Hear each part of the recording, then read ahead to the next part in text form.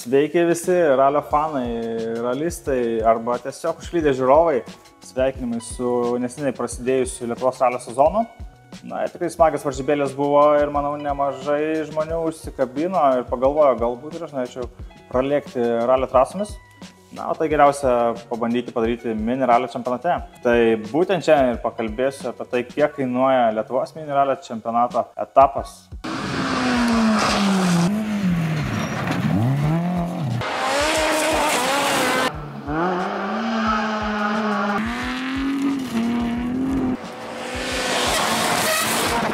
Taigi, su savimi turiu štai tokį sąrašiuką.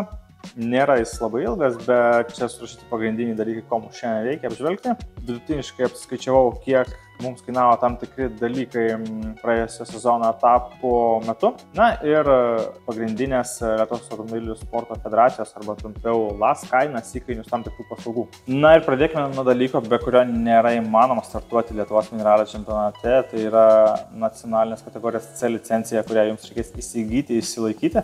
Turėsite atitikti tam tikrus punktus, kaip turėti vairuotojo pažymėjimą, sveikatos medicininę pažymą. Tai šitos dalykus automatiškai turėsite, jeigu turite vairuotojo pažymėjimą. Na, o kad įgyti licenciją, reikalingas yra sveikatos draudimas, kuris turi būti ne mažiau nei 3000 eurų nuo nelaimingų atsitikimų būtent sporto varžybų metu. Ir tokio draudimo kaina yra apie 30 eurų. Taigi turime 2 žmonės ekipaže, kaip įprasta, šturmanas ir vairuotojas, 2 draudimai po 30 eurų, 60 eurų. Na ir tada jau galėsite įsigyti, išsilaikyti pačią licenciją, kurioje kainuos taip pat pinigų. Tai yra 40 eurų asmeniai, vėlgi reikia 2, 80 eurų, sudedam sumą su draudimu, gaunam 140 eurų. Draudimus ir licencijas. Šią sumą norėčiau dabar palikti nuomonį, prie jos dar grįšim. Ir dabar keliaukim prie dalykų, kurie būna kiekviename etape ir jie reikalauja pinigų. Taigi išsirenkat norimą patinkantį mini ralio etapą arba važiuoti visą sezoną, nesvarbu. Kiekvienas etapas turi startinį mokestį.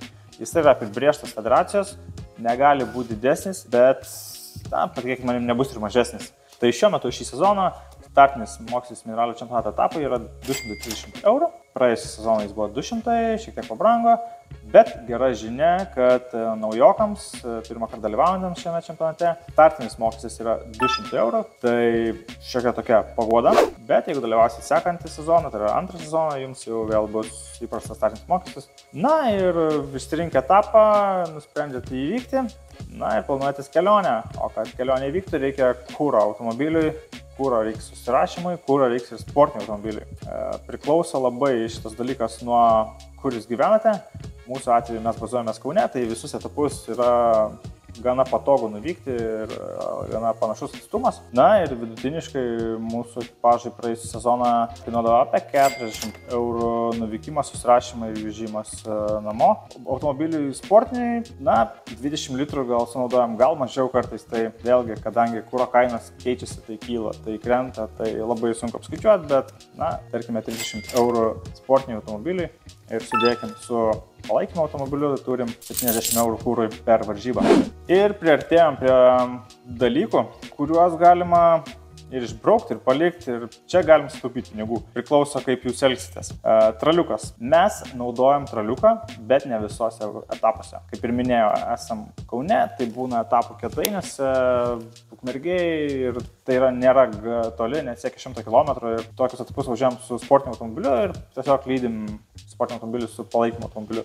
Bet į tolimesnius etapus mes nuomojamės traliuką ir traliuką nuomojamės pusantros paros, nes dažniausiai neįmanoma suspėti per parą, važiuojam į varžybas iš vakaro, tai automatiškai baigėsi varžybos kitą dieną vėlai vakare, ir para jau dingsta. Tai pusantros paros traliuką mokam 45 eurus, jeigu para apie 30 eurų, jeigu 2 paras 60 eurų, tai skaičiuokim 45 eurus. Ir automatiškai, jeigu įmam pusantros paros, tai dažniausiai būna jau ir nakvynė. Nakvynė, vėlgi labai abstraktus dalykas, kurortas, ne kurortas, miestas, miestelis, tai viskas priklausys nuo to, bet vidutiniškai apie 25 eurų žmogui, tiek mums gausi praėjusią sezoną ir, 2 žmonės 50 eurų. Ir maistas irgi apie 50 eurų, labai priklausoma, kaip valgot, kur valgot, ką mėgstat ir panašiai, bet mums apie 50 eurų. Gauname šioje vietoje sudėję startinį mokestį kūro sąnaudas automobiliui ir sportinio automobiliui, traliuką, nakvynę ir maistą, gauname 415 eurų. Toks yra vidutiniškas Mineralio etapo mokestis mūsų ekipažų praėjusią sezoną, bet vėlgi, kaip ir minėjau, gali jis būti labai įvairus priklausomai nuo etapo, tai gali būti 350 ir 450. Na ir turėkit omeny, kad viskas susideda iš ekipažo narių skaičiaus. Tai jeigu jūs dar papildomai turėsit mechaniką, komandos vadovą ar dar kažką, surpridėkti ir tą asmenį, jam reikės ir nakvynės ir maisto, tai viskas automatiškai didėja. Bet, kaip ir minėjau, galite ir labai ekonomiškai suktis, kaip ir dauguma dalyvių, atvažiuoja su to pačiu automobiliu, sudalyvauja ir varžybos, ir susirašymas, ir grįžta namo. Tai, na, visi kaip išmano taupo. Nakvynę taip pat atsimenu pirmais sezonais ir palapinėje esame miegoję. Tai ir smagu, ir pramoga, ir sutaupai. Tai va, tai kaip kas išmano, kaip kas susigalvoja. Bet suma tokia, 415 eurų. Ir jeigu jūs važiuosit tik vieną etapą, turėkite omeny, kad pridedat 140 eurų licenzijų ir draudimo mokestį. Ir gaunasi tokia įdomi suma 555 eurai. Subaru fanai jau išsišiepę sėdė dabar. Tai va, tai tokia suma, bet jeigu važiuojat visą sezoną, 140 eurų skirti licencijom ir draudimom, išsiskaida visos etapus ir netrodo taip skaudžiai, bet žinoma, tada mokat už kiekvieną etapą po 400 eurų, irgi susidaro suma pinigų. Tai va, bet tai nėra visos išlaidos. Tikrai, ne visos išlaidos, už mane stovi didžioji išlaidų dalis. Ir jinai yra tikrai nemaža ir sąrašas šių išlaidų yra daug didesnis. Tai jeigu jums patiko šitas epizodas apie Mineralio etapo kainas, spauskit patinka. O jeigu norit sužinoti, kiek kainuoja automobilio paruošimas ir visi kiti dalykai einamieji padangos, ekipiruotė ir panašiai, Mineraliui, kokių jų reikia ir kiek jie kainuoja, tai spauskit prenumeruoti ir YouTube'as jums informuos, kai aš įkelsiu sekantį epizodą apie tai. Na, o jeigu jūs turite savo idėjų, pastabų, galbūt kažko nepaminėjau šiame sąraše, nors tikrai viską apgalvojau, bet galbūt kažką praleidau, parašykit būtinai. Galbūt turit kažkokią savo temą, kurią norėtumėt aptart, išgirsti apie ją. Kažkas neaiškaus, rašykite tai ir būtinai perskaitysiu, bus įdomu ir galbūt sukursiu video apie tai. Tai iki sekančio epizodo.